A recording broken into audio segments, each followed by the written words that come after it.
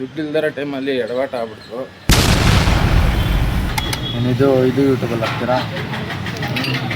ಅಣ್ಣಮ್ಮ ಟೆಂಪಲ್ಗೆ ಹೋಗಿದ್ದು ಫ್ಯಾಮಿಲಿ ಎಲ್ಲ.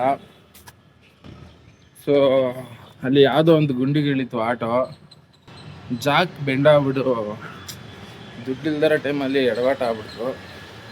ಸೊ ನಮ್ಮ ಅಣ್ಣಂಗೆ ಫೋನ್ ಹಾಕಿದ್ರು, ಹಿಂಗಾಯ್ತು ಅಂತಂದೆ. ತಲೆ ಕೆಡಿಸ್ಕೊಬೇಡ, ತಗೋಬಾ ನೋಡೋಣ ಅಂತಂದರು. ತಗೊಂಡೋಗಿದ್ದೆ. ಗಾಡಿ ಖರ್ಚು ಸುಮಾರು ಆಗುತ್ತೆ, ಸರಿ ಮಾರ್ಬಿಟ್ಟು ಬೇರೆ ತಗೋಬಿಡು ಅಂತಂದರು. ಕೇಳ ಮಾರೋದು ಅಂದ್ಬಿಟ್ಟು ಅದನ್ನ ರೆಡಿ ಮಾಡ್ಸೋದ ಅಂತಂದೆ. ಸರಿ ರೆಡಿ ಮಾಡ್ತಾನೆ ಅಂತ ಹೇಳ್ಬಿಟ್ಟು ನಮ್ಮ ಅಣ್ಣನೇ ಎಲ್ಲ ಅಮೌಂಟ್ ಎಲ್ಲ ಕೊಟ್ಟವ್ರೆ. ಸೊ ಇವಾಗ ರೆಡಿ ಮಾಡ್ಕೊಂಡು ಹೋಗ್ತಾ ಇದ್ದೀನಿ. ಆಟೋ ತೋರಿಸ್ತೀನಿ ಫಸ್ಟ್ ನೀನು ಹೆಂಗಾಗಿತ್ತು ಅಂತ. ಸೊ ಈಗ ನೋಡಿದ್ರಲ್ಲ, ಕಬ್ಬಣ ಎಲ್ಲ ಪೈಂಟಿಂಗ್ ಹಿಡಿದೆ ರೆಸ್ಟ್ ಹಿಡಿಯೋದಾರ ಆಗ್ಬಿಟ್ಟಿದ್ದು. ಸೊ ಅದಕ್ಕೆ ಪೈಂಟಿಂಗ್ ಎಲ್ಲ ಮಾಡಿದೆ ನಾನೇ. Next direct garage.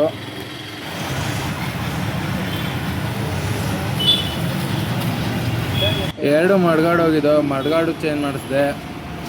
ಹಂಗೆ ನೋಡಿದ್ರೆ ಹಿಂದೆ ಸ್ವಲ್ಪ ಎಲ್ಲ ಡೆಂಟ್ ಆಗಿತ್ತು, ಡೆಂಟೆಲ್ಲ ಕ್ಲಿಯರ್ ಮಾಡಿಸಿದೆ, ತೆಗೆಸ್ದೆ ಅದನ್ನೂ. ನೆಕ್ಸ್ಟು ಚಾರ್ಸಿ ಒಂದೆರಡು ಕಡೆ ತಿನ್ಬಿಟ್ಟಿತ್ತು, ಇದೊಂದು ಕಡೆ ಮತ್ತು ಇನ್ನೊಂದು ತೋರಿಸ್ತೀನಿ ನೋಡ್ರಿ.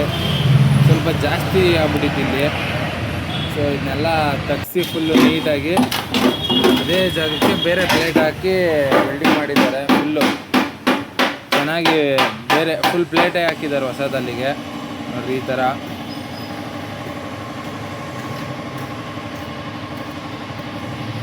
ಸುತ್ತ ರೀಟಚ್ ಆದಮೇಲೆ ಡೈರೆಕ್ಟು ಟಾಪು ರೂಫಿಂಗ್ ಫಸ್ಟ್ ಹಾಕಿದ್ರು. ನೋಡಿರಿ ಯಾವ ಥರ ಹಾಕಿದ್ದಾರೆ. ವರ್ಕೆಲ್ಲ ಸಾಕಾದಾಗ ವರ್ಕ್ ಮಾಡಿದ್ದಾರೆ.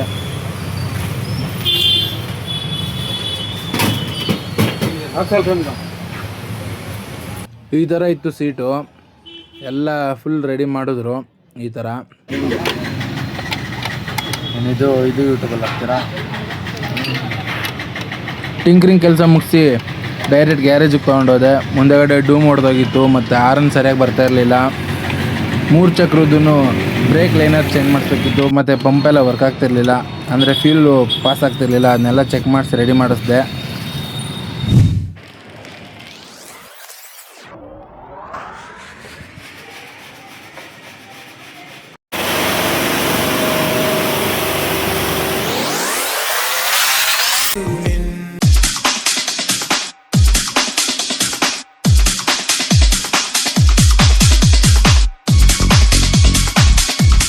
ವಾಷಿಂಗಿಗೆ ಈ ಸಾಂಗ್ ಸಖತ್ತಾಗಿತ್ತು ಅನಿಸುತ್ತೆ. ನೆಕ್ಸ್ಟು ಗಾಡಿ ಎಲ್ಲ ಕ್ಲೀನಾಗಿ ಒರೆಸ್ಕೊಂಡು ನಾನು ತಗೊಂಡೋಗಿದ್ದೆ ರೇಡಿಯಮ್ ಅಂಗಡಿಗೆ.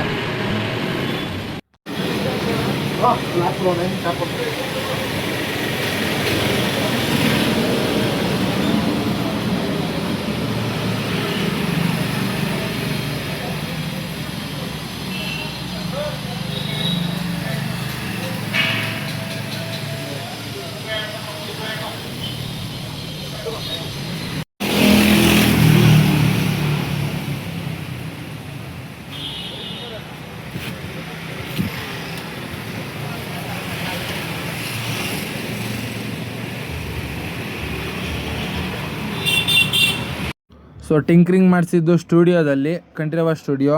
ವಾಷಿಂಗ್ ಮಾಡಿಸಿದ್ದು ರಾಜಗೋಪಾಲ್ ನಗರದಲ್ಲಿ. ಗಾಡಿ ರೆಡಿ ಮಾಡಿಸಿದ್ದು ಯಜ್ಞಹಳ್ಳಿಲಿ. ಯಾವುದ್ರದ್ದೇ ಡೀಟೇಲ್ಸ್ ಬೇಕು ಅಂದರೂ ಕಮೆಂಟ್ಸ್ ಹಾಕಿ ರಿಪ್ಲೈ ಮಾಡ್ತೀನಿ. Thank you for watching.